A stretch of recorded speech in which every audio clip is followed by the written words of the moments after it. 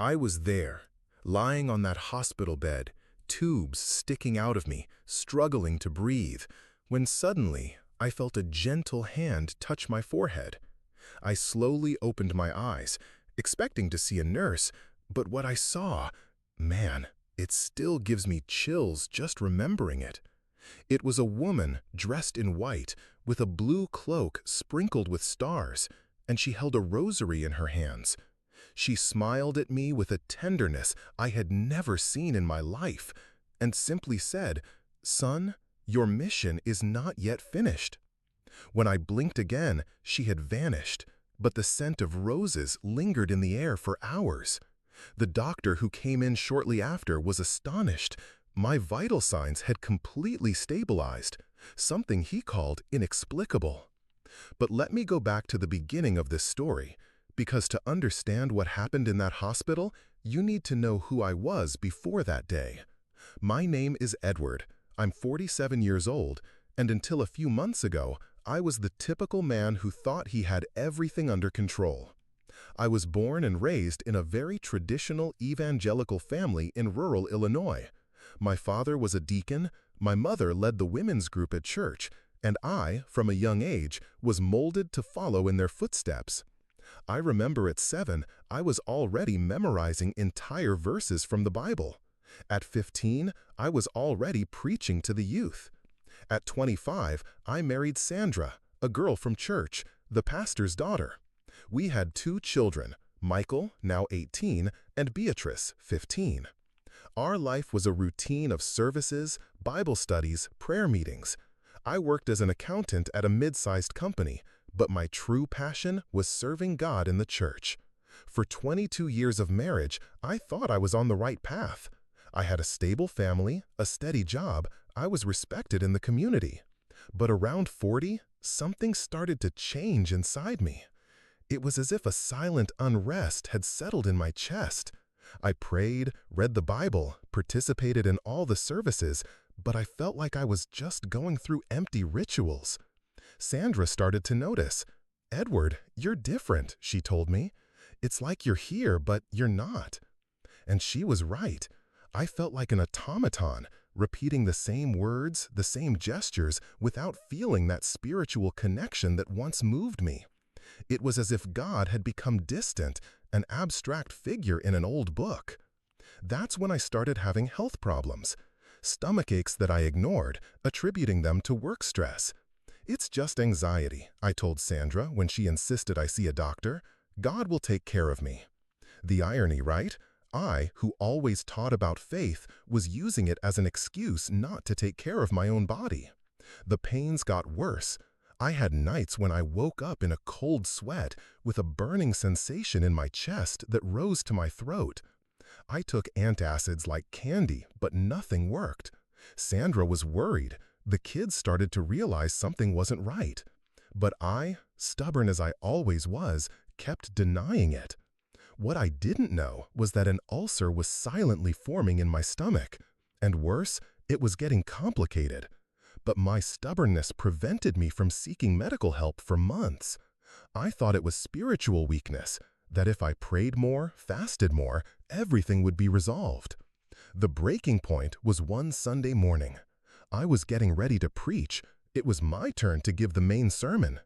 The theme was the power of faith in difficult times. What a cruel irony, isn't it? I was in the bathroom, adjusting my tie, when I felt a searing pain in my stomach, as if someone had stabbed me and twisted the knife. I doubled over in pain, and suddenly, everything went dark. I woke up in the hospital, surrounded by doctors and nurses. Sandra was beside me, her eyes red from crying. "Edward, you had a perforated ulcer," the doctor explained.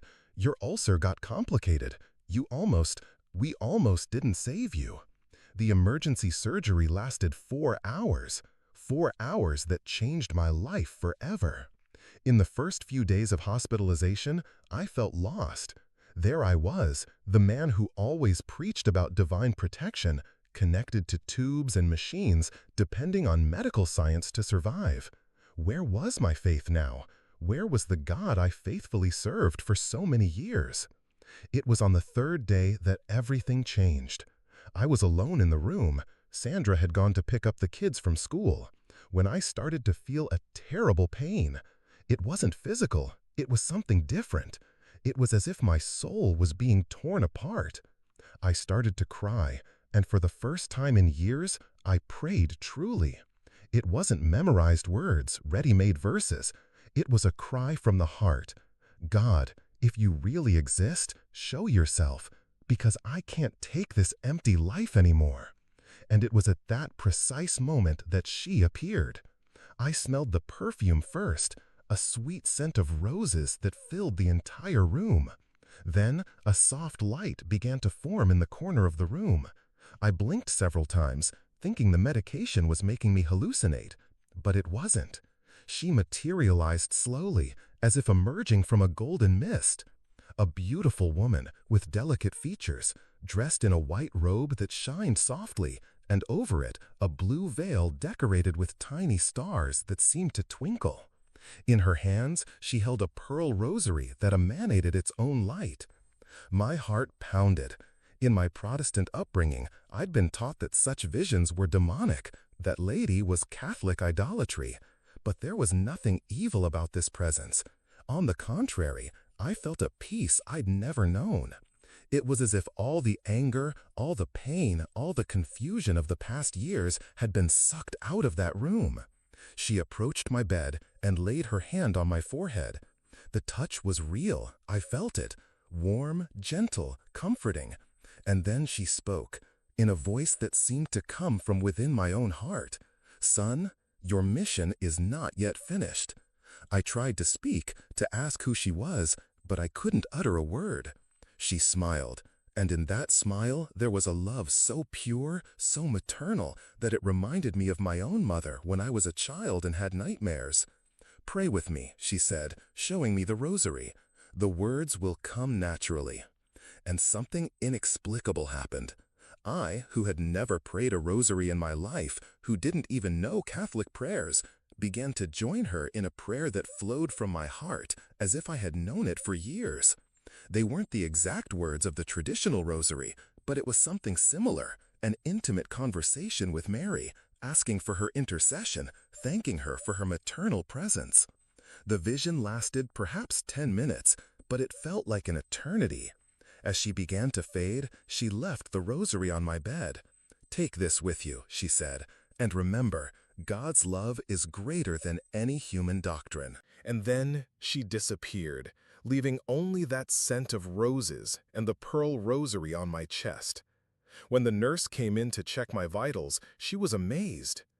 "Mr. Edward, your heart rate has completely normalized, and what a lovely scent is that!" I looked where the rosary was, but it had vanished. For a moment, I thought it had all been a delusion, but the perfume lingered, and something inside me had changed forever. In the following days, my recovery was surprisingly rapid. The doctors didn't understand how such a serious perforation was healing so quickly. "It's an atypical case," they said. "We rarely see such a recovery." But I knew the reason. That visit had left something in me, a new strength, a renewed hope. When I told Sandra about the vision, she was worried. "Edward, it must have been the medication. You know our church doesn't believe in these apparitions." But I insisted it had been real, that it had changed something fundamental within me. She asked me not to mention it to anyone in the church, at least until I was fully recovered. But I couldn't keep quiet. Lying in that hospital bed, I began to reflect on my entire spiritual journey. Had I been too rigid in my beliefs? Was God's love really greater than the doctrinal barriers I had built over the years? I began to research, discreetly, Marian apparitions. I asked Sandra to bring my tablet, and in my spare time, I read accounts of people who had had similar experiences to mine. I discovered that I wasn't an isolated case.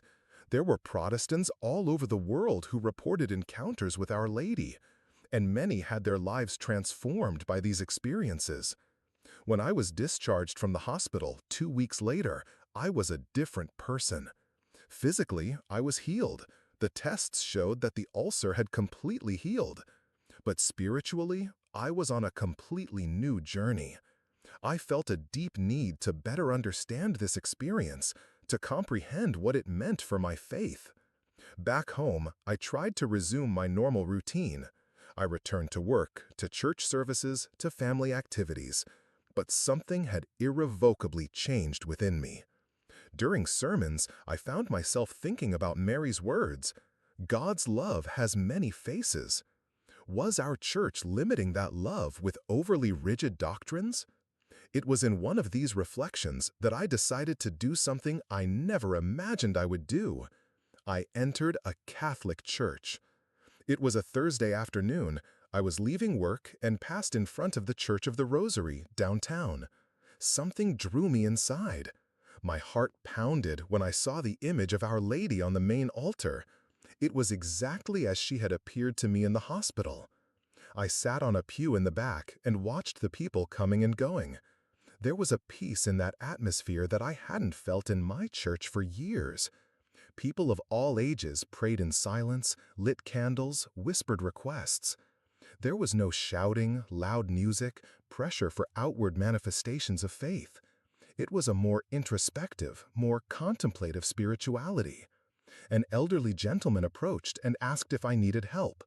I explained that I was Protestant, but that I had had an experience with Our Lady and wanted to understand better. He smiled and said, "Son, Mary is the mother of us all. She doesn't discriminate by religion when a child needs her." He introduced me to Father John, a simple and welcoming man who listened to me without judgment. "Edward," said the priest, "what you experienced is not uncommon. Mary appears to those who need her, regardless of religious denomination. The important thing is how you will integrate this experience into your life of faith." He gave me some books on Marian apparitions and invited me to participate in the rosary that took place every Wednesday. I started attending these prayer meetings discreetly. I told Sandra that I was working overtime. I knew she wouldn't understand, and I myself was still processing everything. But with each meeting, I felt my faith renewing itself. It wasn't that I was abandoning Jesus. On the contrary, through Mary, I was drawing closer to Him in a deeper way. If you're watching this and have experienced unexplainable spiritual events, subscribe to this channel, because I'll continue sharing stories showing how God's love works mysteriously in our lives. During those months of a dual spiritual life, I started noticing changes at home too. I was more patient with the kids, more affectionate with Sandra. The constant anger and irritation that had plagued me before the surgery disappeared.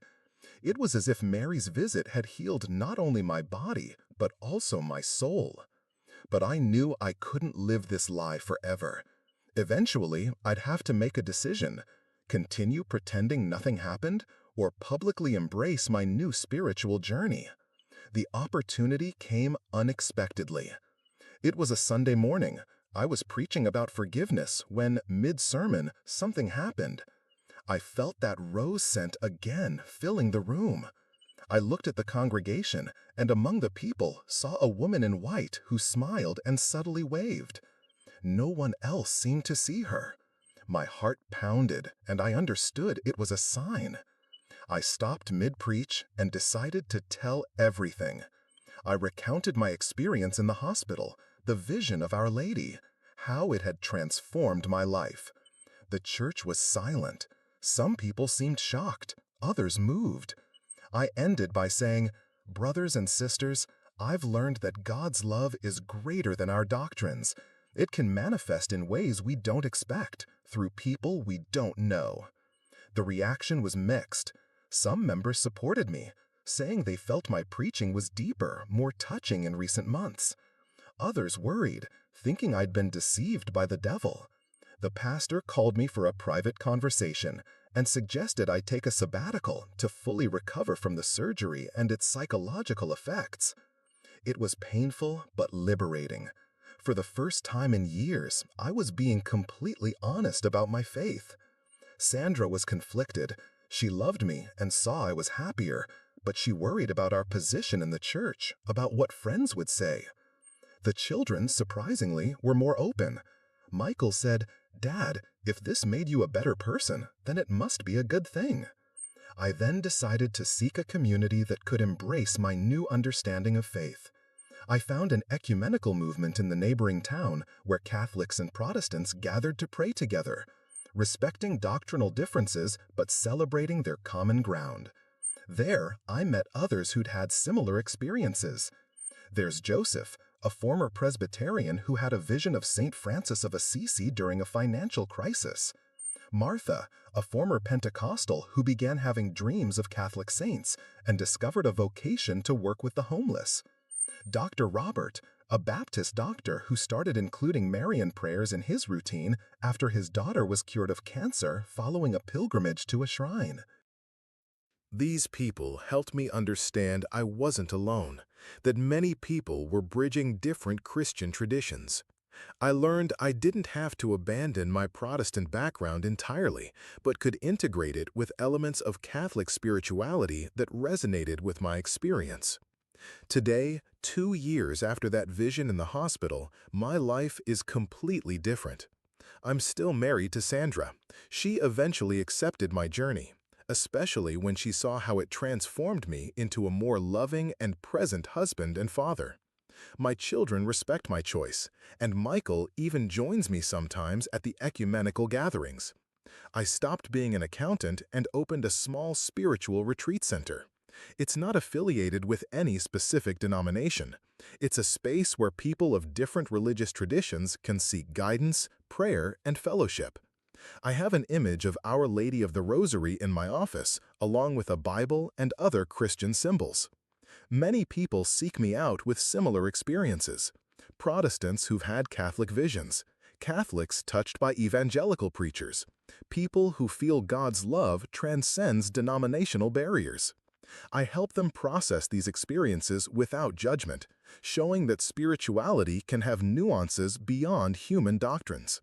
I still pray the Rosary every day. Yes, I learned the traditional prayers, but I also maintain the freer form that sprung from my heart during that first encounter. I read the Bible with a new perspective, seeing in Jesus' words an invitation to unity, not division. I attend Protestant services when invited, and go to Catholic Mass when I need more contemplative spirituality. The ulcer never returned. My medical tests remain normal, but I know the healing went far beyond the physical. That vision of Mary healed my fragmented soul, my heart hardened by rigid doctrines, my spirituality that had become mechanical and empty.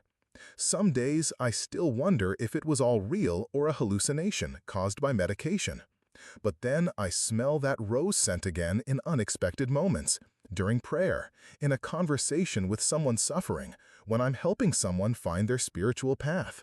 And I know it was real, that it continues to be real. Mary taught me that divine love doesn't fit into our theological boxes, that God can use anyone, any tradition, any experience to touch our hearts and transform us. That true faith isn't in defending doctrines, but in being open to being surprised by the sacred. Today, I understand that health crisis, those months of spiritual anguish, it was all part of a larger plan. I needed to be broken to be rebuilt. I needed to lose my certainties to find a deeper faith. I needed to leave my denominational comfort zone to discover the vastness of God's love. If you're going through a faith crisis, if your spirituality feels mechanical, if you've had experiences that don't fit neatly into your religious framework, know that you're not alone. The sacred has mysterious ways of manifesting, and sometimes it's precisely when we think all is lost that we receive a visit that will change our lives forever. That woman in white with the rosary in her hands didn't just heal me physically. She restored my ability to be surprised by the divine. She taught me that true faith isn't in ready-made answers, but in the willingness to ask questions that lead us closer to God's heart. She showed me that Mary, the mother of Jesus, is also our spiritual mother, ready to intercede for any child who seeks her with a sincere heart. And you know what's most beautiful? She keeps appearing. Not visibly as on that first day, but through the people I meet, the prayers that spring up in my heart, the small and large miracles I witness every day in my work. Every time I see a life being transformed, every time I witness a reconciliation, every time someone finds peace after a long spiritual search, I smell that scent of roses and know she's there, continuing her maternal mission of bringing her children closer to Jesus. My life today is a constant act of thanksgiving for that moment in the hospital, for being chosen to receive that visit, for having the courage to share my experience even knowing I'd be misunderstood by many, for finding a community that welcomed me without forcing me to abandon my story. And if there's something I want to leave for those listening, it's this: don't be afraid of spiritual experiences that don't perfectly fit the doctrine of your church.